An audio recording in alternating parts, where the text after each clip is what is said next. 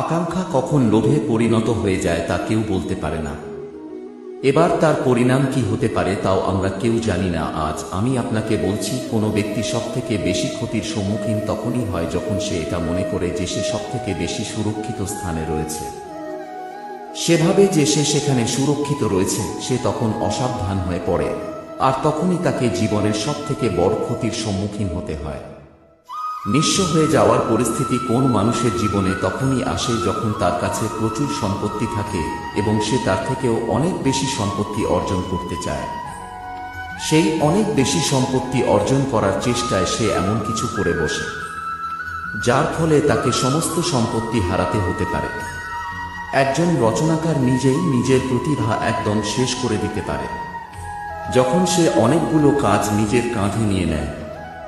একটা গুরুত্বপূর্ণ কথা সবসময় মনে রাখবেন, আজ আপনি যেখানেই থাকুন না কেন, যেমনই যে কোনো স্থানেই থাকুন না কেন, এর পেছনে আপনার আকাঙ্ক্ষার একটা বিশাল ভূমিকা রয়েছে। কিন্তু মনে রাখবেন, আপনাকে শিখতে হবে যে কখন আর কিভাবে নিজের উচ্চাকাঙ্ক্ষাগুলিকে লাগাম পরাতে হবে, কারণ এটা অত্যন্ত আবশ্যক। তাই আসুন আর আমার সাথে ভালোবেসে বলুন, রাধা। রাধা মানুষ ছোট হোক বা বড়, রাজা হোক বা দরিদ্র, সমস্ত মানুষের মধ্যে একটা সামঞ্জস্য থাকে। সমস্ত মানুষের কাছে তার প্রশংসা অত্যন্ত গুরুত্বপূর্ণ।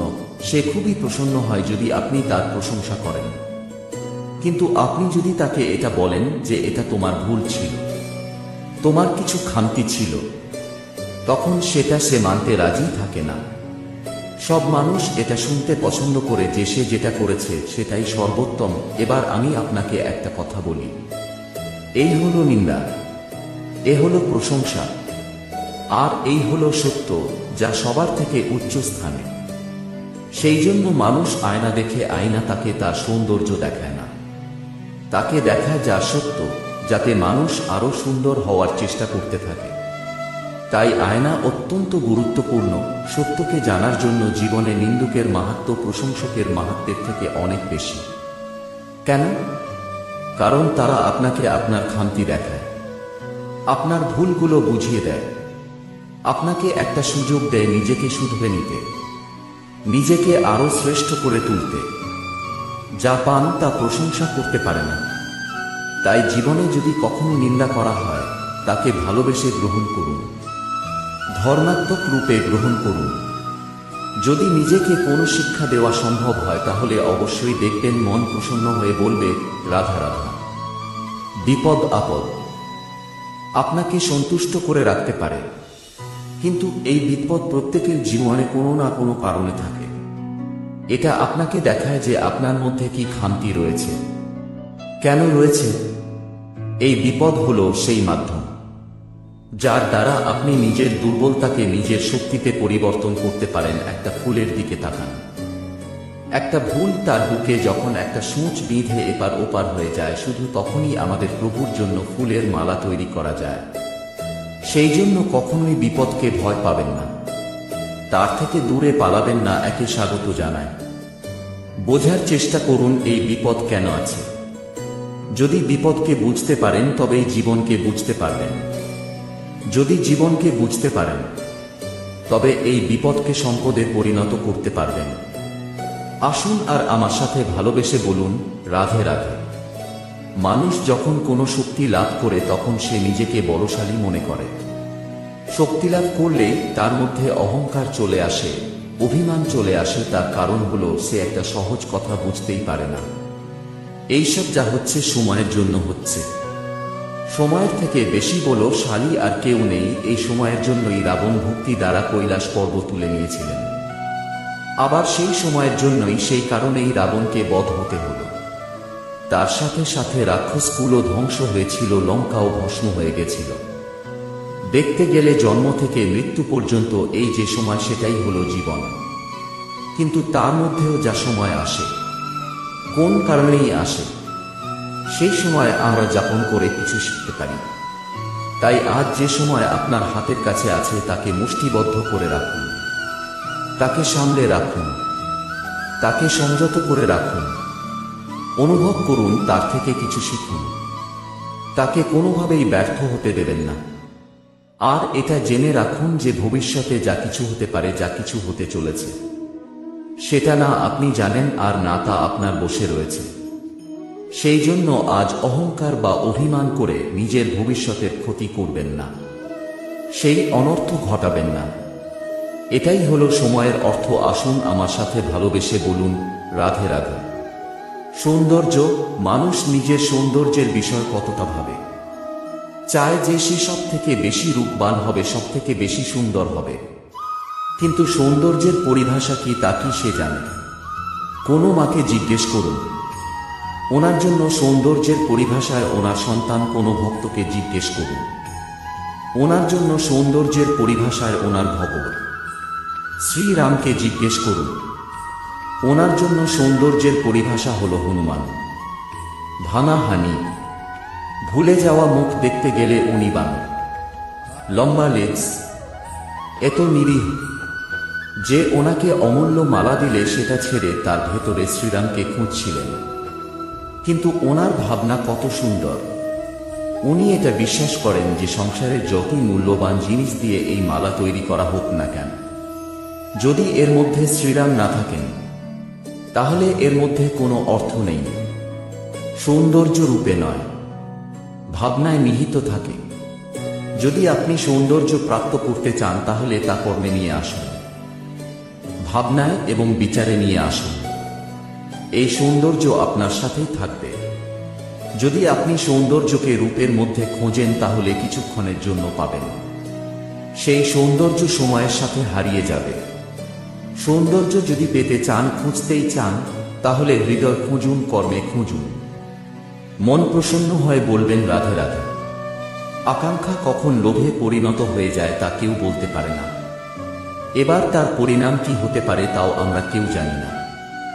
আজ আমি আপনাকে বলছি, কোন ব্যক্তি সব থেকে বেশি ক্ষতির সম্মুখীন তখনই হয় যখন সে এটা মনে করে যে সে সব থেকে বেশি সুরক্ষিত স্থানে রয়েছে। সেভাবে যে সে সেখানে সুরক্ষিত রয়েছে, সে তখন অসাবধান হয়ে পড়ে, আর তখনই তাকে জীবনের সব থেকে বড় ক্ষতির সম্মুখীন হতে হয়। নিঃস্ব হয়ে যাওয়ার পরিস্থিতি কোন মানুষের জীবনে তখনই আসে যখন তার কাছে প্রচুর সম্পত্তি থাকে এবং সে তার থেকেও অনেক বেশি সম্পত্তি অর্জন করতে চায়। সেই অনেক বেশি সম্পত্তি অর্জন করার চেষ্টায় সে এমন কিছু করে বসে যার ফলে তাকে সমস্ত সম্পত্তি হারাতে হতে পারে। একজন রচনাকার নিজেই নিজের প্রতিভা একদম শেষ করে দিতে পারে যখন সে অনেকগুলো কাজ নিজের কাঁধে নিয়ে নেয়। একটা গুরুত্বপূর্ণ কথা সব সময় মনে রাখবেন, আজ আপনি যেখানেই থাকুন না কেন, যেমনই যে কোনো স্থানেই থাকুন না কেন, এর পেছনে আপনার আকাঙ্ক্ষার একটা বিশাল ভূমিকা রয়েছে। কিন্তু মনে রাখবেন, আপনাকে শিখতে হবে যে কখন আর কিভাবে নিজের উচ্চাকাঙ্ক্ষাগুলিকে লাগাম পরাতে হবে, কারণ এটা অত্যন্ত আবশ্যক। তাই আসুন আর আমার সাথে ভালোবেসে বলুন, রাধে রাধে। মানুষের মানসিকতা এমন হয় যে সে যতটা করে আশা করে যে তার থেকে অনেক বেশি তার বদলে সে পাবে। দেখুন, সবকিছুই আপনার ভাবনা চিন্তার উপর নির্ভর করছে। আপনি যদি ফলের বিষয় ভেবে কর্ম করতে থাকেন তাহলে সেটা অনুচিত। জীবনের আসল আনন্দ হলো নিজের কর্ম করতে থাকা, ফলের চিন্তা করা উচিত নয়। যদি আপনি এরকম ভাবেন যে আমি এতটা করছি, আমার একটা পাওয়া উচিত, সেই ভাবনা অনুচিত। যদি আপনি সেবার মানসিকতা নিয়ে কর্ম করতে থাকেন, কর্মচক্রে প্রবাহিত হন। যদি আপনি এমন ভাবনা রাখেন যে আমি এতটা পাচ্ছি, তাই এর থেকে অনেক বেশি আমি কর্ম করব, তাহলে নিশ্চিত রূপে আপনি যতটা করছেন তার থেকে অনেক বেশি আপনি পাবেন। আপনার আশার থেকে অনেক বেশি আপনি পাবেন। শুধু জীবনে অনেক বেশি কাজ করতে থাকুন, ফলের চিন্তা করবেন না। আর মনে রাখবেন, এই ভাবনাই সব থেকে বড় বীজ। কর্মের উপর বিশ্বাস রাখুন। জীবনে যা যা আপনি চান সবই সুখময় হবে। আসুন আর আমার সাথে ভালোবেসে বলুন, রাধে রাধে। অর্থ, দ্বিতীয় পুরুষার্থ। অর্থ বলতে বেশিরভাগ মানুষই ধন মনে করে, কিন্তু যদি অর্থের তাৎপর্য শুধুমাত্র ধন হয় তাহলে তা কিন্তু অত্যন্ত অনর্থকারী। তাহলে অর্থের অর্থ কি? অর্থ সেটাই যা আমাদের জীবনের জন্য প্রয়োজনীয়, যা আমাদের সুখ দান করে শান্তি প্রদান করে।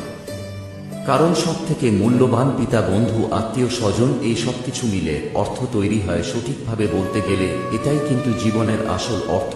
তাহলে আসুন আমার সাথে ভালোবেসে বলুন, রাধে রাধে। এই সংসারে এমন কখনই হবে না যে আপনি কিছু একটা করলেন, আপনাকে দিতেই হলো না। যে কোনো কাজের জন্য, যে কোনো কর্মের জন্য আপনাকে মূল্য দিতেই হবে। প্রকৃতিও আমাদের এটাই শেখায়।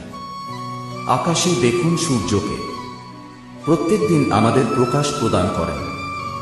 এনাকে সূর্য নারায়ণ বলা হয়। ইনি কি মূল্য প্রদান করেন? নিজে জ্বলতে থাকেন। ধরিত্রী মাতা, এই ভূমি, ইনি কি মূল্য প্রদান করেন? প্রহার সহ্য করেন।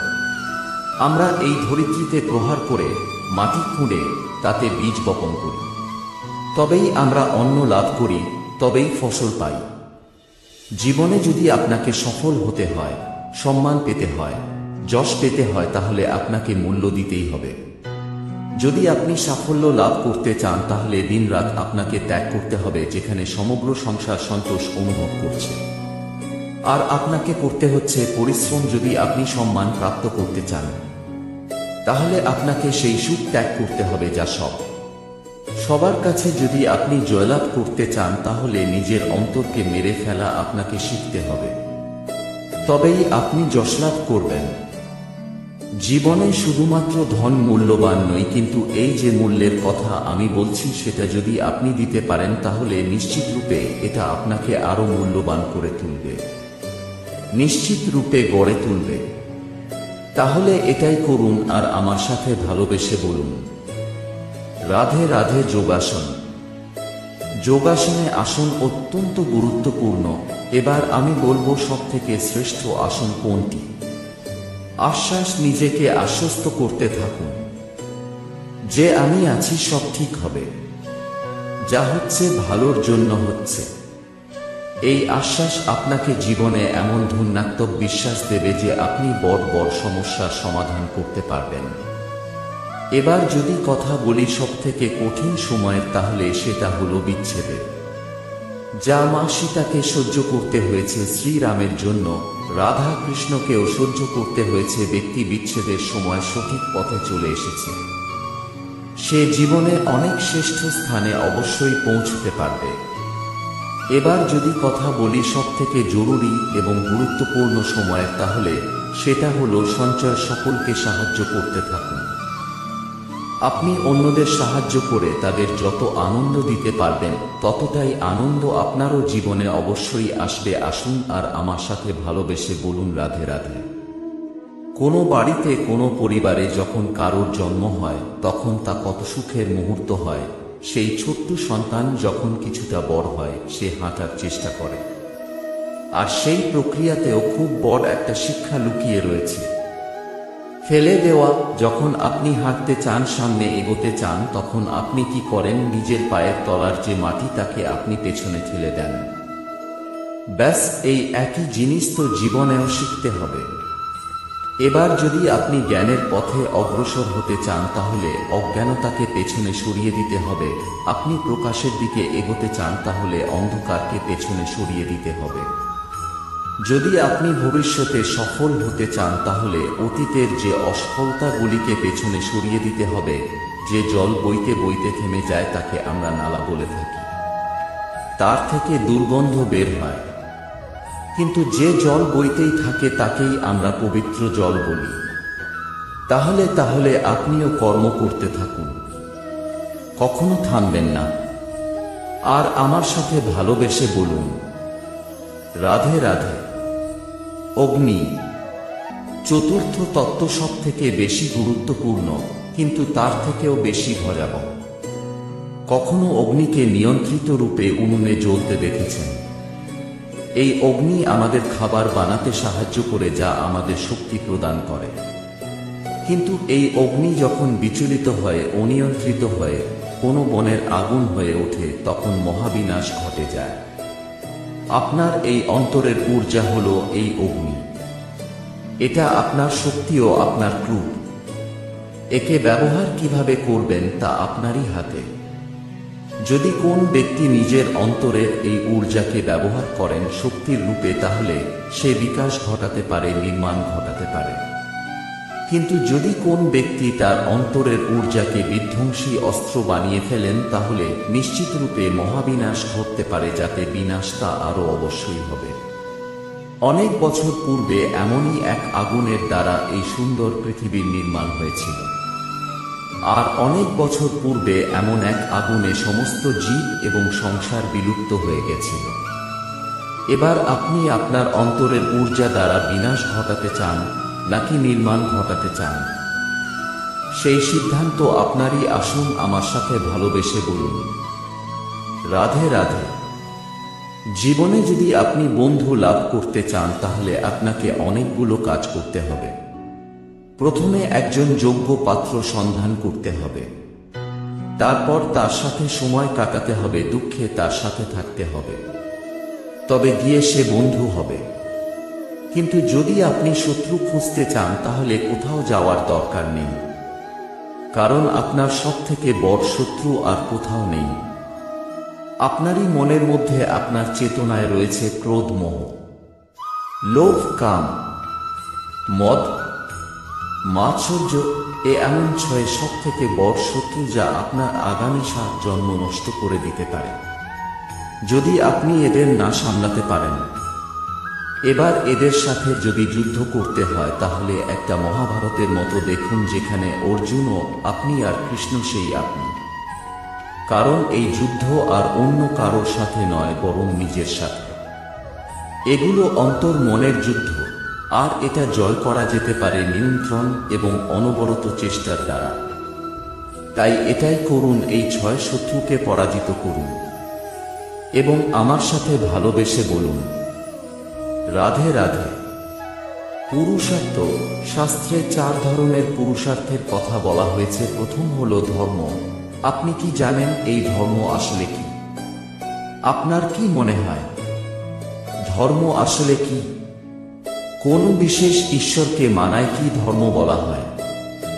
নাকি কোনো বিশেষ রীতি পালন করাই হলো ধর্ম? কোনো বিশেষ সাহিত্যকে সর্বশ্রেষ্ঠ মনে করাই হলো ধর্ম? না, ধর্ম হলো সেটা যাকে ধারণ করা যেতে পারে। আর ধারণ শুধু সেটাই করা যায় যা পবিত্র। পবিত্র শুধু তাকেই বলা হয় যা নিঃস্বার্থ, যার মধ্যে শাসন করার কোনো ইচ্ছে নেই, যা সরলভাবেই প্রবাহমান। জল এবং বায়ুর মতো যখন কোন ব্যক্তি ধর্মকে ধারণ করেন এবং সেই ধর্ম সেই ব্যক্তিকে রক্ষা করে, তখন তাকে ধর্ম বলা হয়। ধর্ম যা রক্ষা করে অহংকার থেকে, খারাপ চিন্তার হাত থেকে। সেই জন্য পুরুষার্থ গড়ে তোলার আগে, ধর্ম পালন করার আগে ধর্মের প্রকৃত অর্থ কি সেটা বুঝে নিন। এটা জেনে রাখুন যে সমস্ত ধর্মের আধার, সমস্ত ধর্মের ভিত শুধুমাত্র ভালোবাসা। আসুন আর এই ভালোবাসার সাথেই বলুন রাগ। বেশিরভাগ মানুষই এই কথা জানেন, আমাদের শরীর 5টি তত্ত্ব দ্বারা নির্মিত, যাকে আমরা পঞ্চতত্ত্ব বলি: জল, অগ্নি, বায়ু, ধরিত্রী এবং আকাশ। এবার এই কথা আমরা সকলে জানি, কিন্তু এগুলোর সাথে কিছু বন্ধু যেগুলো আমরা দেখতে পাই না। যদি এই গুণগুলি আমরা আত্মসাৎ করতে শিখে যাই, তাহলে সাক্ষাৎ পরমেশ্বরের দর্শন আমরা পেতে পারি। যদি কথা বলি প্রথম তত্ত্বের জলের কথা, জল যা প্রত্যেক জ্বলনকে শীতলতা প্রদান করে। এই জলকে দেখুন, যা শুধু প্রবাহিত হতে জানে, থামতে জানে না। জল পাথরের সাথে সংঘর্ষ করতে জানে, যার পথে অনেক বাধা আসে, কিন্তু সে প্রবাহিত হতে থাকে। নিরাকার হলো এই জল। যে কোনো পাত্রেই রাখুন না কেন, তার আকার ধারণ করে নেবে। এটাই হলো এর বিশেষত্ব, এবং এটাই হলো আমাদের শিক্ষা, কিভাবে প্রবাহমান থাকতে হবে, কিভাবে আমাদের থামলে চলবে না। তাতে আমাদের পথের মধ্যে যতই যেরকমই সমস্যা আসুক না কেন, আমাদের এই জলের মতোই নিরাকার হয়ে যে কোনো পরিস্থিতিতেই প্রবাহমান থাকতে হবে। এই শিক্ষা এই জলের থেকে লাভ করুন। আর আমার সাথে ভালোবেসে বলুন, রাধে রাধে। ধন, মানুষের জীবনের সবথেকে বড় প্রয়োজনীয়তা সেই অস্ত্র যার দ্বারা মানুষের জীবনের অনেক সংকট দূর করে দেওয়া যেতে পারে, সেই মাধ্যম যার দ্বারা সংসারের সমস্ত জাগতিক সুখ স্বাচ্ছন্দ্য লাভ করা যেতে পারে। কিন্তু ধনীর দ্বারা আমরা সবকিছু লাভ করতে পারি না। জাগতিক স্বাচ্ছন্দ্য আমরা লাভ করতে পারি, কিন্তু সুখ লাভ করতে পারবো না। সুখের উপকরণ আমরা লাভ করতে পারি, কিন্তু সুখের অনুভূতি লাভ করতে পারবো না। আনন্দ, সন্তোষ, প্রসন্নতা এগুলো ধন দ্বারা লাভ করা যায় না। কিন্তু হ্যাঁ, আনন্দ, সন্তোষ আর প্রসন্নতার সাথে যদি কোনো কাজ করেন তাহলে অবশ্যই ধন লাভ করবেন। তাহলে আসুন আর এই প্রসন্নতার সাথে বলুন, রাধে রাধে। জীবনে সবসময় কিছু না কিছু ঘটে চলেছে। কখনো ভালো কিছু ঘটে, আবার কখনো দুর্ঘটনা ঘটে। এবার যখনই কোনো দুর্ঘটনা ঘটে, মানুষ ঈশ্বরের কাছে প্রার্থনা করে যে হে ঈশ্বর, আমাকে রক্ষা করুন, এই বিপদ থেকে আমাকে উদ্ধার করুন। বা সে সেই সমস্ত দোষ চাপিয়ে দেয় নিজের পুনরুদ্ধ নিজের ভাগ্যের উপর। কিন্তু যদি আপনি গভীরভাবে ভাবেন, তাহলে প্রত্যেক দুর্ঘটনা, বাধা এবং বিপদ আপনার জীবনে শুধু একটাই উদ্দেশ্য নিয়ে আসে, আপনাকে আরো যোগ্য করে তোলার জন্য। যদি আপনাদের একটা উদাহরণ দিই, বর্ষার ঋতুতে যখন প্রচণ্ড মাত্রায় বৃষ্টি পড়ে, ছাদ থেকে জল পড়তে থাকে, তখন আপনি নিশ্চিত করে নেন, স্থির করে নেন যে এবার আমি এই ছাদকে নতুন করে বানিয়ে তুলব, আরো শক্তিশালী বানিয়ে তুলব, আরো দৃঢ় বানাবো। আপনার জীবনে যখন কোনো অসুখ করে, তারপর আপনি জীবনে আরো সাবধানী হয়ে যান, সতর্ক হয়ে যান, স্থির করে নেন যে এটা যেন দ্বিতীয়বার না হয়। ঠিক কিনা? এই বিপদ, এই দুর্ঘটনা, এই সংকট, এইগুলো জীবনে আসবে আপনাকে আরো শ্রেষ্ঠ করে তোলার জন্য। এবার এটা আপনার ওপর, আপনি একে ভাগ্যের পরিহাস বলে মনে করবেন, নাকি ঈশ্বরের সংকেত মনে করবেন, যিনি আপনাকে আরো শ্রেষ্ঠ করে তুলতে চান। সিদ্ধান্ত আপনারই। আসুন আর আমার সাথে ভালোবেসে বলুন, রাধে রাধে। দুই ধরনের পথ হয়, উচিত পথ আর অনুচিত পথ। একটা শুভর দিকে নিয়ে যায় আর একটা অশুভর দিকে নিয়ে যায়। অনেক সময় অজ্ঞানতাবশত জীবনে আমরা সেই পথ নির্বাচন করিনি যে আসলে অনুচিত। তারপর নিজেকে আশ্বস্ত করে ফেলি যে এই পথেই চলতে হবে, এখান থেকে ফেরার পথ নেই। কিন্তু যদি সত্যি বলি, তাহলে এটা শুধুই আপনার ভ্রম। আপনার মধ্যে শুধুমাত্র একটু দৃঢ়তার অভাব আছে। তা জাগ্রত করুন আর বাড়িয়ে ধন। আপনি দেখবেন এই সংসারে এমন কোনো পথ নেই যেখান থেকে ফিরে আসা সম্ভব নয়। এমন কোন মানসিকতা নেই যা বদলানো সম্ভব নয়। যদি আজ এই মুহূর্তে আপনার মনে হয়ে থাকে যে আপনি কোনো অনুচিত পথে আছেন আর আপনি কোন শুভ পথে যেতে চান, তাহলে ওখান থেকে ঘুরুন আর ফিরে আসুন, আবার সেই মোড়ে ফিরে আসুন আর সেই পথ নির্বাচন করুন যে আপনার জন্য শুভ। একটু সময় অবশ্যই লাগবে, কিন্তু নিশ্চিত রূপে আপনার উদ্দেশ্য এবং আপনার গন্তব্য এই দুই অনেক সৃষ্ট হবে। তাহলে আসুন আর আমার সাথে ভালোবেসে বলুন, রাধে রাধে। কোনো গাছের গায়ে লেগে থাকা ফলকে দেখুন, সে কতটা সুখী অনুভব করে, কতটা সুরক্ষিত অনুভব করে। তার যে খাবারের প্রয়োজন পড়ে তা সে গাছের শিকড় থেকে পেয়ে যায়। গাছের শাখা, ডাল তাকে সাহায্য করে থাকে, পাতা তাকে আশ্রয় দেন, ওকে ছায়া প্রদান করে। কিন্তু সেই ফল যদি ওখানেই থাকে, তাহলে কি হবে? উচিত হবে না, ওই ফলকে ছেড়ে পড়ে যেতে হবে, মাটিতে পড়তে হবে, সেটা ফেটে যেতে হবে, নিজের বীজকে মাটির নিচের অন্ধকারে পৌঁছে দিতে হবে। তারপর সে রূপ পাল্টাবে, আর এক অঙ্কুরে রূপান্তরিত হবে। অঙ্কুর যা বৃক্ষে রূপান্তরিত হবে। বৃক্ষ যা অনেক ফলকে জন্ম দেবে, সেইভাবেই আপনি জীবনে যদি মহান কিছু করতে চান, শ্রেষ্ঠ কোনো কাজ করতে চান, তাহলে আপনাকে সুরক্ষা ক্ষেত্র থেকে বেরিয়ে আসতেই হবে আর কর্ম করতে হবে। দেখুন, সোনাকেও কুন্তল হওয়ার জন্য তত্ত্ব হতে হয়, আপনাকেও মহান হওয়ার জন্য কর্ম করতেই হবে। তাই কর্ম করুন, মহান হয়ে উঠুন। আর আমার সাথে ভালোবেসে বলুন, রাধে রাধে। মানুষ সত্যের সাথে অবগত হওয়ার জন্য ব্যাকুল হয়ে থাকে, চিরকাল চেষ্টা করতে থাকে। জন্ম থেকেই তার মনে এই ইচ্ছে জাগ্রত হয় সত্যিটা কি সেটা জানতে। এবার এই ইচ্ছে এটা পূর্ণ কিভাবে করা যেতে পারে? কারোর মনে হয় যে জ্ঞান অর্জন করলেই এই ইচ্ছে পূর্ণ হতে পারে, তাই কেউ কেউ জ্ঞানের পেছনে ছুটতে থাকেন। কেউ এটা ভাবেন যে এই ইচ্ছে পূরণ করা যেতে পারে ধন আর শক্তির দ্বারা, তাই তারা ধর্নার শক্তি প্রাপ্ত করতে চান। কেউ আবার ভাবেন যে অন্তরের মন্থন দ্বারা এটা সম্ভব হতে পারে। এবার এটাও সত্যি যে মন্থন করলে অমৃতলাভও সম্ভব হতে পারে, কিন্তু তার জন্য এই মন্থন করার জন্য একটা উচিত দিকে অগ্রসর হওয়া প্রয়োজনীয়।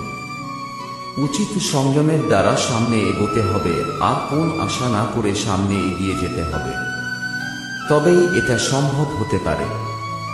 একটা বাদ্যযন্ত্রের কথা ভেবে দেখা যায়, তার থেকে সুর তখনই নির্গত হয় যখন তার তারগুলি ঠিক করে বাঁধা হয়। যদি পিসি বেঁধে ফেলা হয় তাহলে তার ছেড়ে যেতে পারে, আর যদি ধীরে থেকে যায় তাহলে তার থেকে উচিত সুর নির্গত হবে না।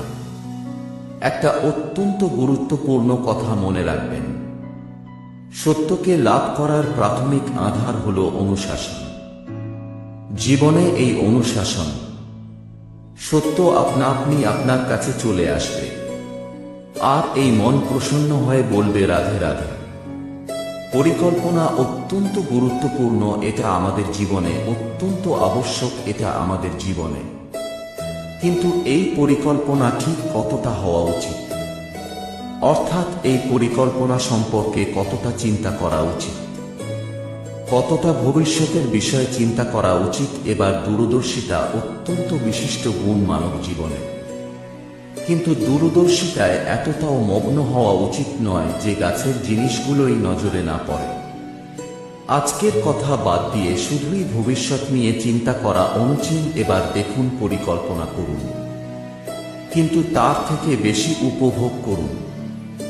এই মুহূর্ত সম্পর্কে অবগত নয়, কিন্তু ভবিষ্যতের কথা আমরা চিন্তা করতে থাকি। আমি এটা অনুভব করতে চাই, ওইটা অনুভব করতে চাই, ওই আনন্দ প্রাপ্ত করতে চাই। এটা অনুচিত।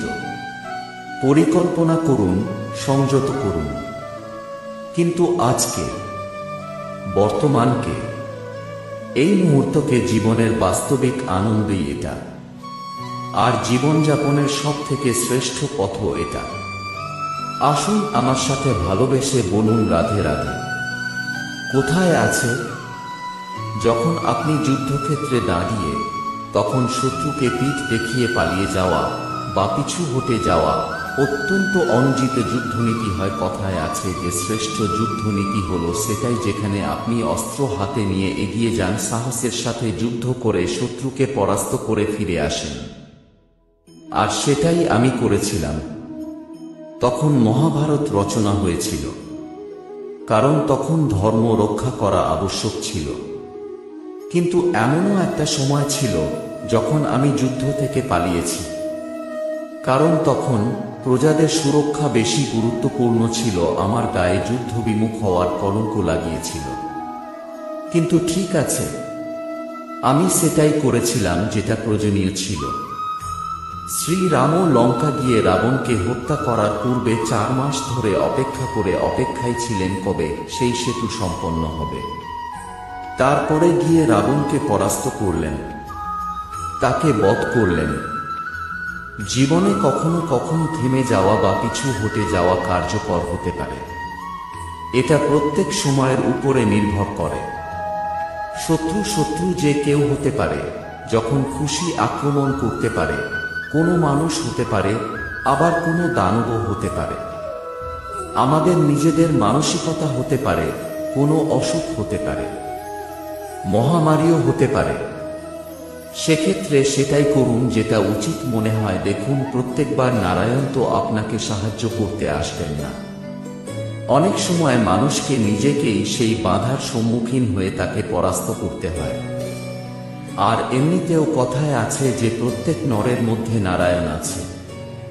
তাই অন্তরের নারায়ণকে জাগ্রত করুন, আর যা সমস্যা আছে তাকে সমাপ্ত করে ফেলুন। তা সে যতই কিছু হতে করতে হোক না কেন। আসুন আর আমার সাথে ভালোবেসে বলুন রাধে রাধে। ভোজন।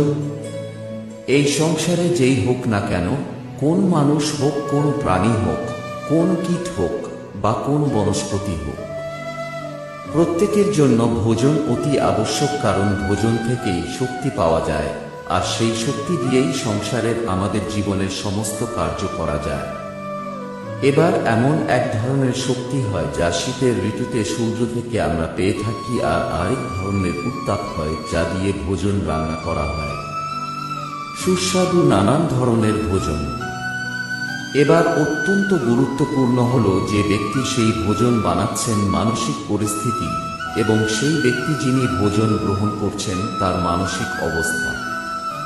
যখনই আপনি ভোজন বানাচ্ছেন তখন ভালোবাসার সাথে কাজটা করুন, ধর্মাত্মক প্রভাব নিয়ে সৎ ভাবনার সাথে। কারণ আপনার এই মানসিক স্থিতি শক্তির আকারে সেই খাদ্যের সাথে মিলেমিশে যায়।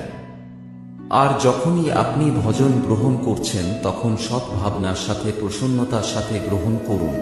ধন্যাত্ম ভাব নিয়ে যদি আপনি প্রসন্নতার সাথে রান্না করেন, প্রসন্নতার সাথে খাদ্য গ্রহণ করেন, তাহলে আপনি প্রসন্নই থাকবে, আর মন সুপ্রসন্ন হয়েই বলবে রাধে রাধে।